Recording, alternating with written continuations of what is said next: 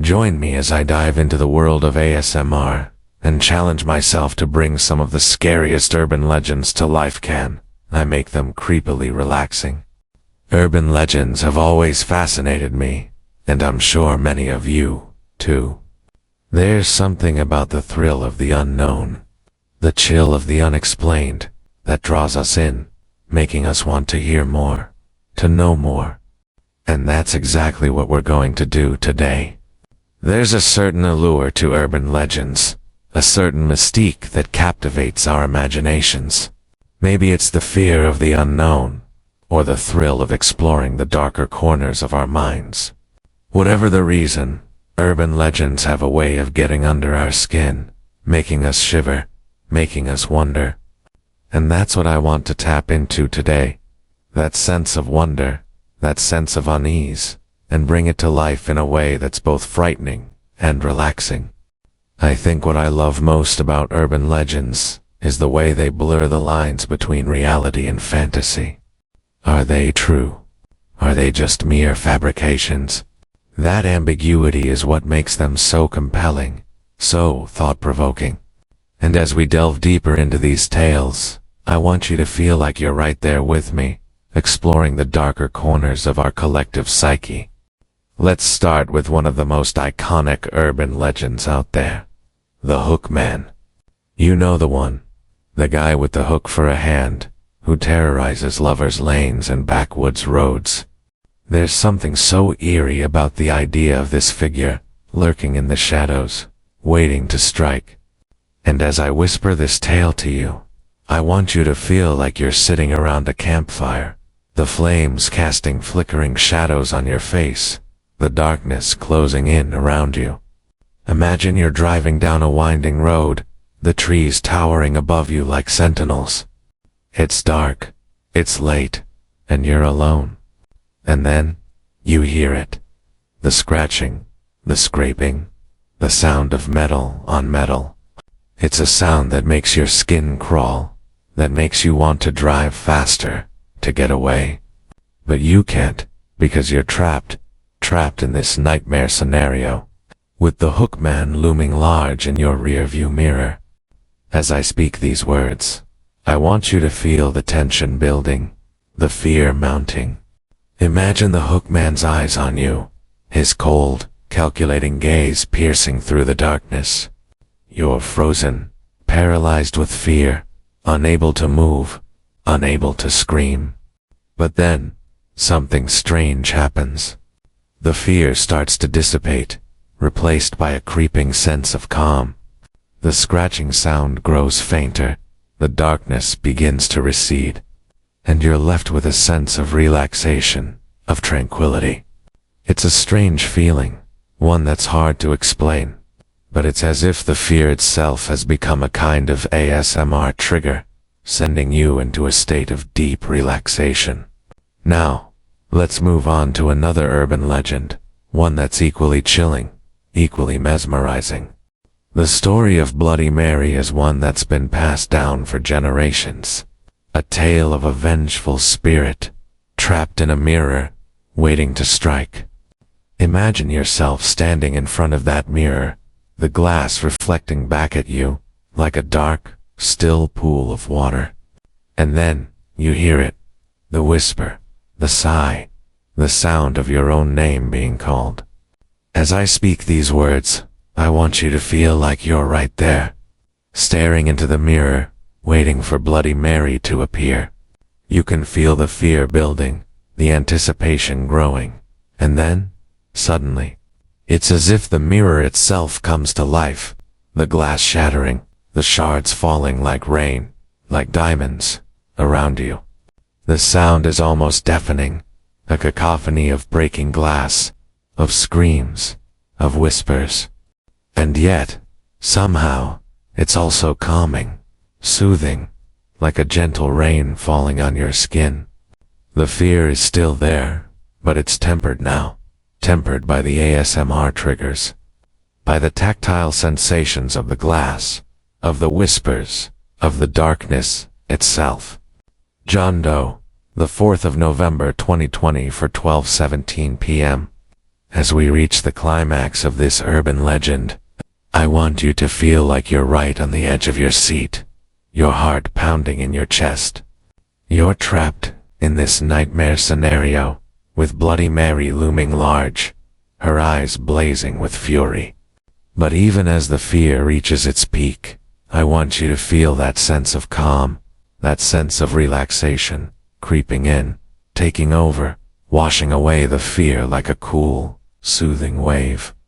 As we wind down from this intense experience, I want to take a moment to recap the urban legends we've explored today. From the Hookman to Bloody Mary, we've delved into the darker corners of our collective psyche and emerged on the other side, relaxed, refreshed, and maybe even a little spooked. I hope you've enjoyed this ASMR experience, this journey into the world of urban legends. If you have a favorite urban legend, or one that sends shivers down your spine, share it with me in the comments below. And if you're craving more spine-tingling content, be sure to check out my next ASMR video, where we'll explore even more terrifying tales, and bring them to life in a way that's both frightening and relaxing. Thanks for joining me on this journey. Until next time, stay spooky. John Doe, the 4th of November, 2024, 12:17 p.m. Let's begin our journey into the eerie world of urban legends. Here's the first part of the story about the Hookman. Part 1. The Hookman. It was supposed to be just another late-night drive. I was driving along that winding road just outside town, the one that cuts through miles of thick forest. On nights like this, the darkness felt almost tangible, pressing in on the car, broken only by the beams of my headlights cutting into the black. I'd always been the adventurous type, relishing these kinds of drives, but tonight, something felt different. I was on the road to the old Overlook, a spot notorious for its local legends. This road had seen plenty of accidents, but there were more. Sinister stories too. Rumors of disappearances, strange sightings, even the tale of a man who wandered into the woods, only to re-emerge days later, babbling incoherently about the hook that scraped at his door. It was the kind of story you'd tell to freak out kids, the sort of thing you hear around bonfires and laugh off. But tonight, alone, the silence in the car became suffocating. The road twisted sharply, and I slowed down, feeling the tension creep up my spine. And then, as if on cue, I heard it. A faint scraping sound, like metal scratching on metal, a claw raking across the surface of the car. I froze, white-knuckling the steering wheel, trying to convince myself it was just a branch, just the wind, just something explainable. But I knew better. That sound was deliberate. It was too rhythmic, too persistent. The Hookman, I thought, feeling my heart pound. But that was just an urban legend, right? Swallowing hard, I hit the gas. But as I sped up, the scraping grew louder, sharper, like the sound was coming from right beside me. I shot a glance into my rearview mirror, expecting to see nothing, but my blood turned cold. In the reflection, I caught a glimpse of something, just a shadow, a hulking figure. And then, the glint of something sharp, something metallic. A hook. Not real, I whispered to myself, almost laughing at the ridiculousness of it.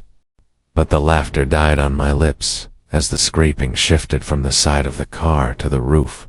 Something heavy clambering up there, something with weight, something dragging across the metal. I couldn't breathe. The car felt small, a steel coffin speeding down a deserted road with no way out. For a moment, I thought about pulling over, throwing myself out of the car, running for the trees, but my feet felt glued to the pedals. So I kept driving, the sound following, scraping, scratching, pressing down on me, urging me to stop, to face whatever was up there. And then the silence returned, even more terrifying than the noise had been. In that moment of calm, I dared to hope it was over. But the nightmare was just beginning. Part 2. The Hook Man. The silence was thick, settling around me like a damp fog. I could almost hear my heartbeat thundering in the empty space left by the scraping noise.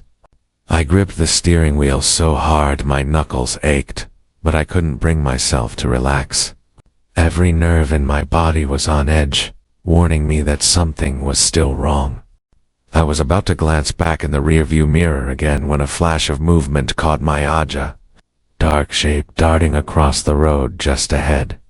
Instinctively, I slammed the brakes, the car skidding on the damp pavement, headlights illuminating the shape for a split second.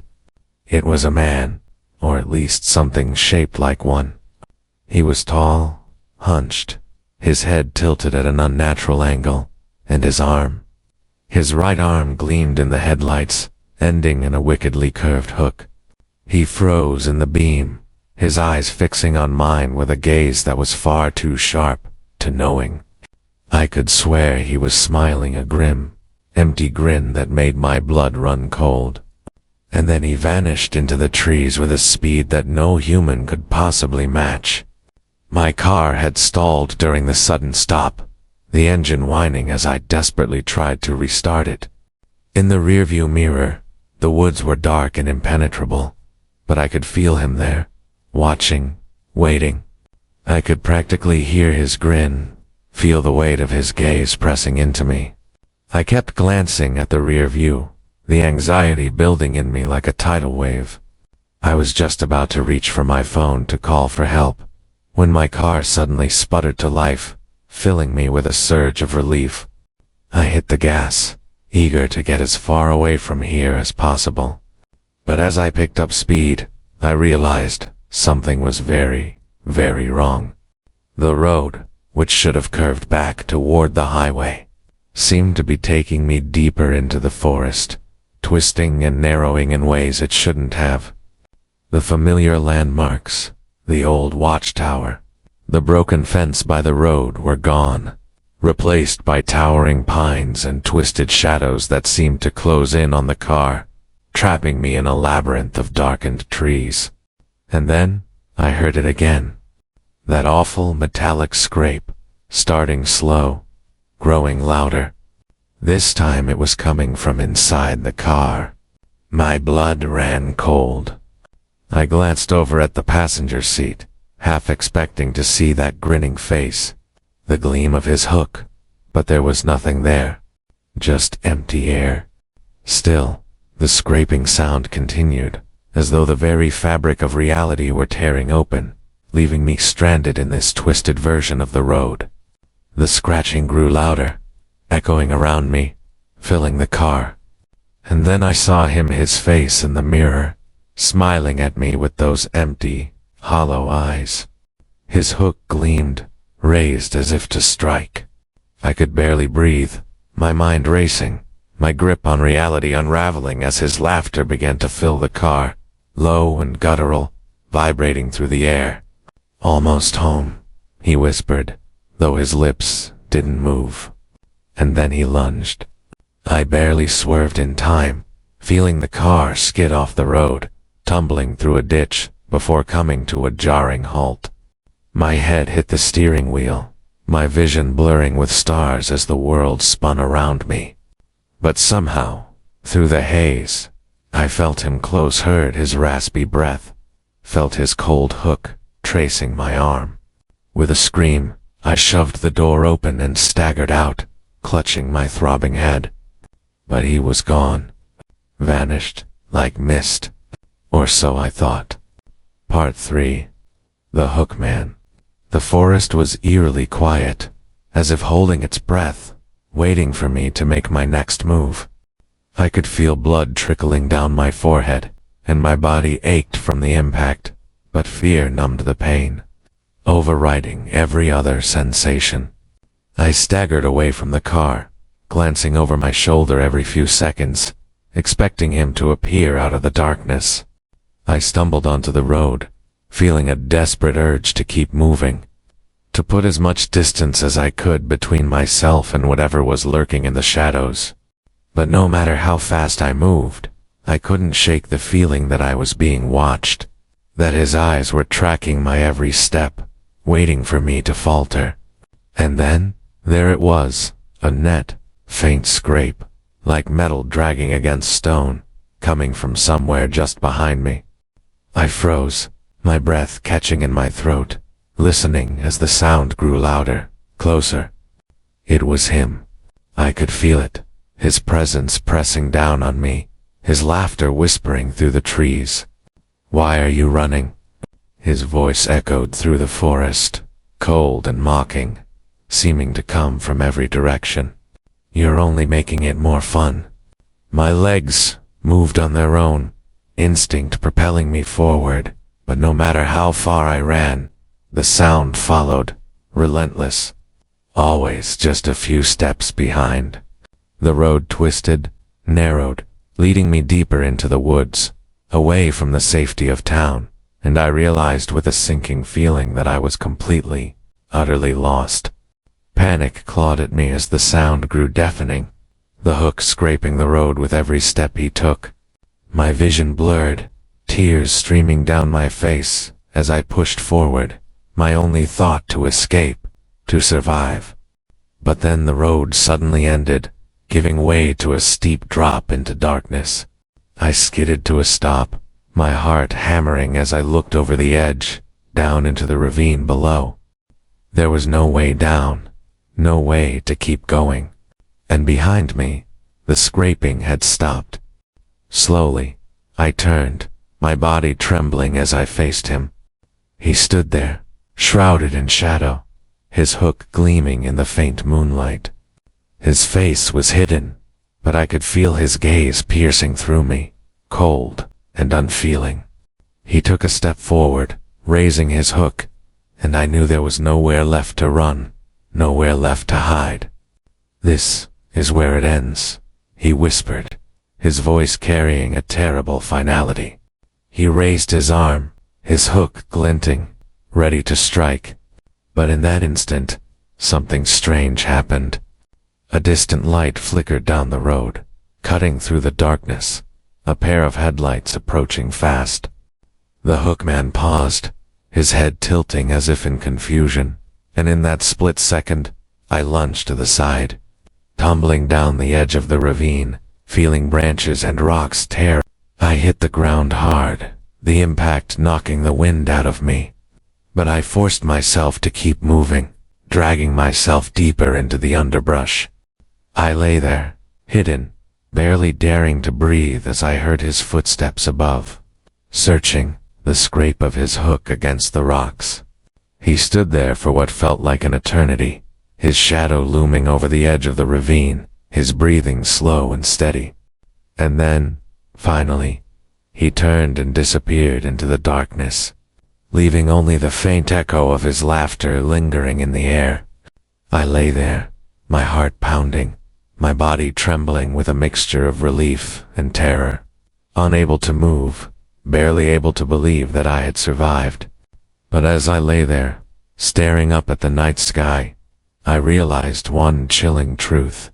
I had escaped the hookman, but he was still out there, waiting, lurking in the shadows, ready to strike again. And somewhere, deep down, I knew that he wouldn't stop. Not until he found me. John Doe, the 4th of November, 2024, 12:20 p.m. Part 1. Bloody Mary.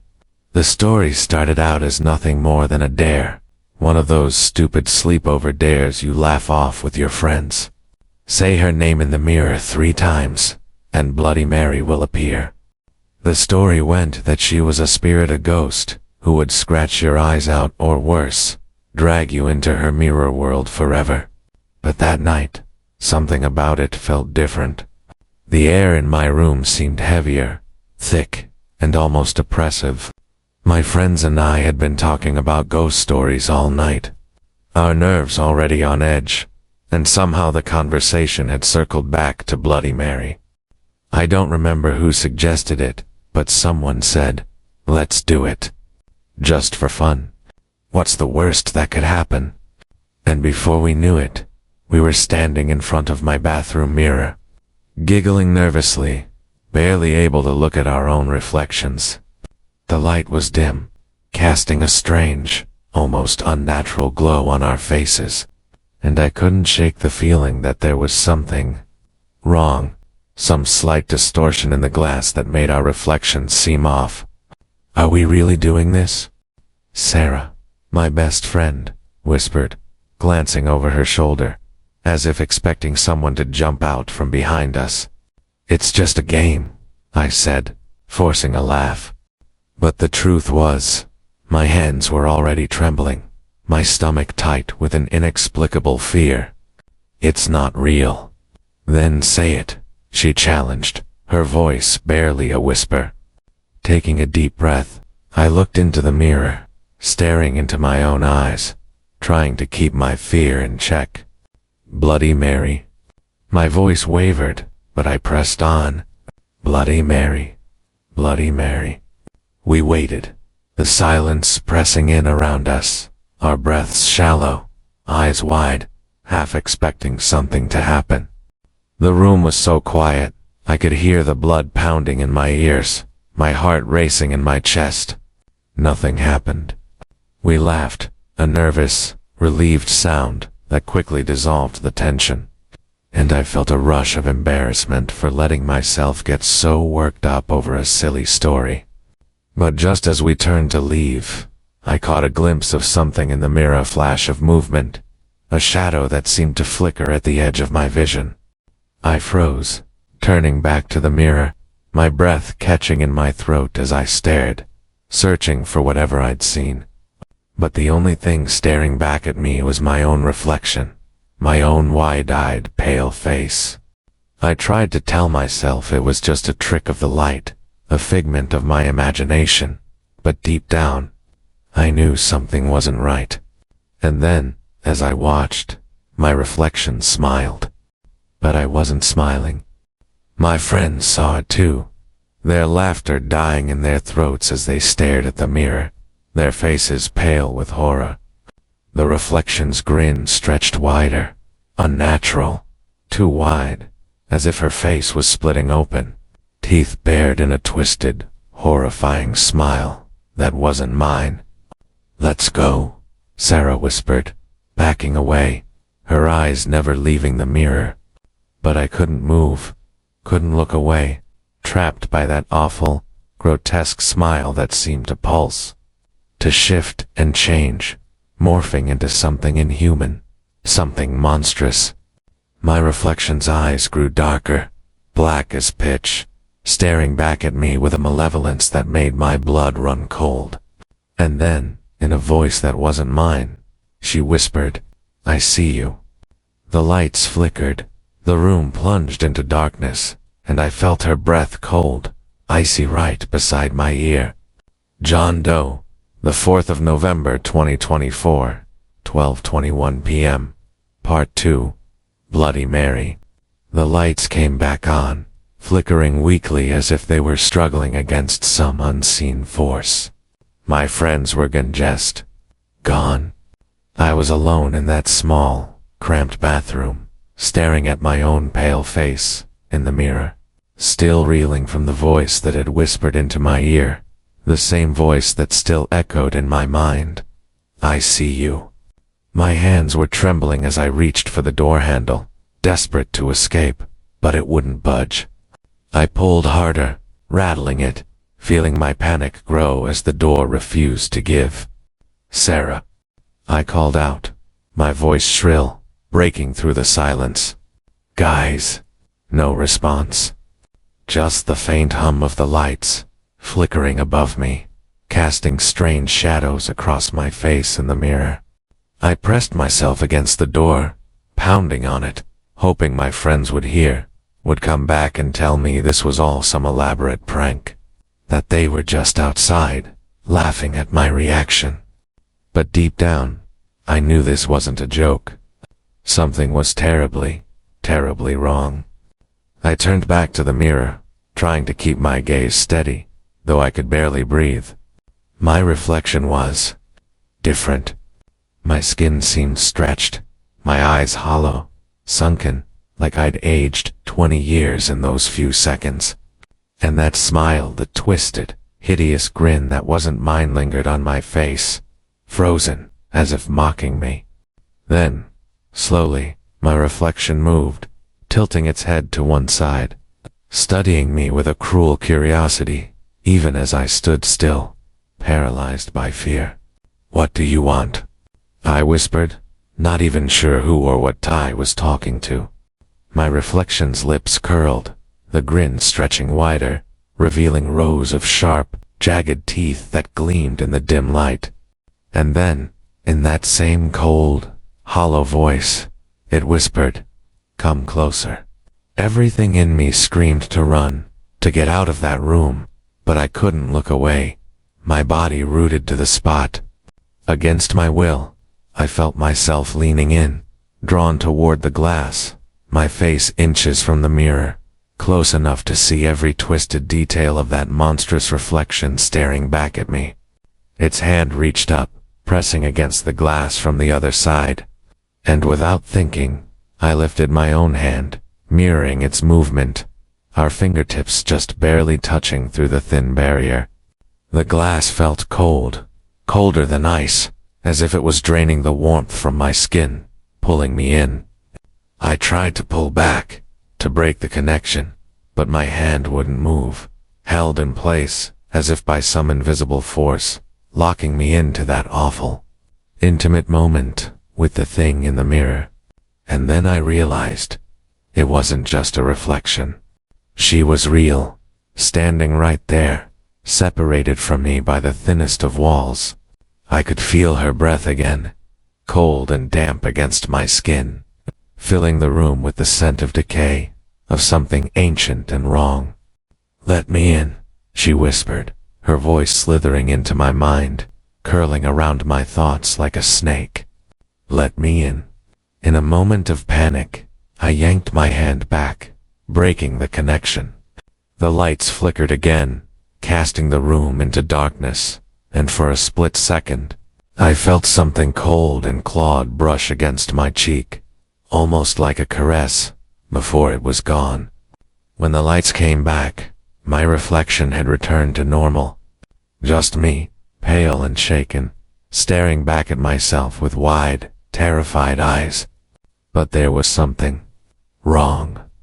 A faint red smear on the mirror, like the trail of a bloody fingertip, marking the place where our hands had touched. I reached up to touch my face, and felt something warm and sticky under my fingertips. Blood.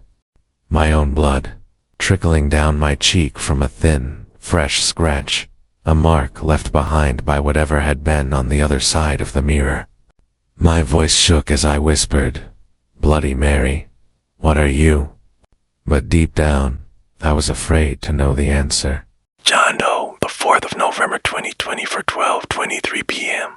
Part 3, Bloody Mary. I stumbled back, pressing myself against the cold tiles of the bathroom wall, feeling trapped, every inch of my skin crawling with the feeling that I was not alone. My reflection was back to normal, the blood on my face drying in a thin, sticky line. But the room felt wrong, like it was charged with something heavy waiting for the next move. And then I saw the red smear on the mirror began to shift, twisting and stretching, forming letters that carved themselves into the glass one by one. They spelled out a single word written in my own blood: stay. Breath caught, my mind reeling, struggling to process what I was seeing. The letters shimmered, dripping down the mirror like tears. I knew with a terrible certainty that whatever this thing was, it didn't want me to leave. And then, from behind me, I heard at the faintest whisper my name, drawn out in a voice that was almost tender. "Come closer, just once more." My skin prickled, and against every instinct screaming at me to run, I found myself turning toward the mirror. It was like her voice had me wrapped in a spell, pulling me back, luring me closer until I was inches from the glass, close enough to see every tiny detail of my face, every pore, every eyelash.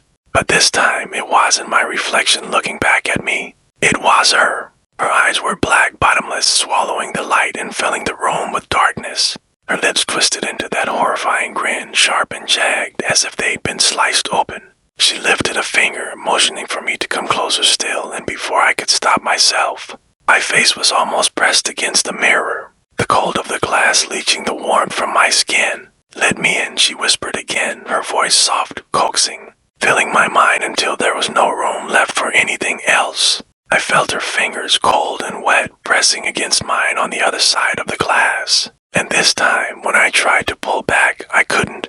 My body felt frozen, my limbs heavy, as if her touch was rooting me in place. I could feel her tugging, pulling, and suddenly, it was as if the glass was thinning, turning to liquid, her fingers stretching through, wrapping around my wrist, pulling me closer. Closer! A scream rose in my throat, but it was trapped, swallowed up by the darkness closing in around me. Her grip was like iron, cold and merciless, dragging me toward her world. As I felt myself slipping, sinking into the glass, I caught one last glimpse of her face, those black, soulless eyes, that twisted smile, watching with a hungry anticipation. "No," I gasped, fighting with every ounce of strength I had left, feeling her grip loosen just slightly, enough to yank my arm free. I stumbled back, falling to the floor, the air rushing back into my lungs as I gasped for breath. The mirror was still, the glass smooth and empty, as if nothing had happened.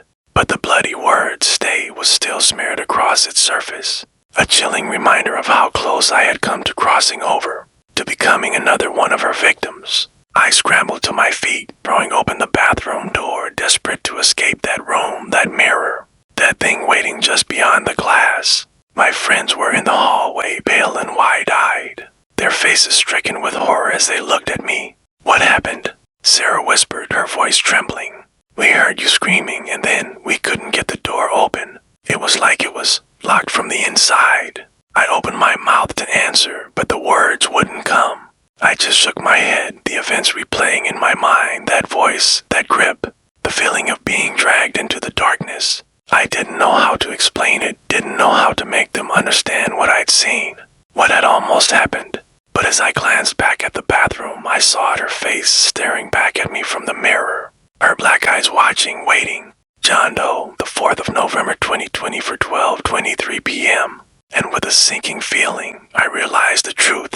She'd marked me. She'd let me go, this time, but it wasn't over. She was waiting just beyond the glass, her twisted smile promising that one day, when I least expected it, she'd be back. And the next time, there would be no escape.